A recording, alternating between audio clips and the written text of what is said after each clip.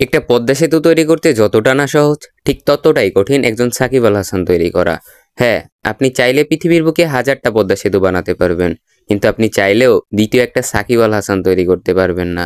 কারণ সাকিব আল হাসান একটাই নাম, একটাই ইতিহাস, একটাই বাংলাদেশ। বাংলাদেশের জার্সি গায়ে দিয়ে মাঠে নামা এক যোদ্ধা। ওয়ানডে, টেস্ট, টি-20 সব ফরম্যাটেই ছিলেন শীর্ষ অলরাউন্ডার।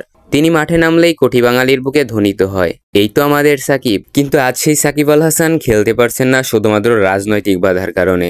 যে দেশের জন্য সব দিয়েছে, সেই দেশ তাকে দিয়েছে অবহেলা আর প্রেক্ষাপটের বাইরে ত্যাগ। এই বছরের সামনেই এশিয়া কাপ, বাংলাদেশের হয়ে সবচেয়ে বড় অস্ত্র হতে পারতেন তিনি। এশিয়া কাপের সবচেয়ে বড় নাম হতে পারতেন সাকিব আল হাসান, কিন্তু তার হলো কই। রাজনীতির শিকার হয়ে দেশের স্বপ্নের বাইরেই থেকে গেলেন তিনি। এটা শুধু একজন খেলোয়াড়ের প্রতি অবিচার না, এটা কোটি ভক্তের আবেগে ছুরি চালানোর মতো। যে দেশ নিজের রত্নকে চিনতে ভুল করে, তার জয় আসলেও অসম্পূর্ণ। সে তো আবারও গড়া যায়, কিন্তু সাকিব আল হাসান তাকে গড়তে প্রতিভা, ত্যাগ, সময় আর ভালোবাসা দরকার। ফিরিয়ে দিন তাকে, ফিরিয়ে দেন দেশের গর্বকে। কারণ মাঠে সাকিব আল হাসান মানেই বাংলাদেশ মাথা উঁচু করে হাঁটে। ক্রিকেট ফুটবলের এরকম নিয়মিত আপডেট পেতে এখনই ফলো করে রাখুন টান স্পোর্টসকে।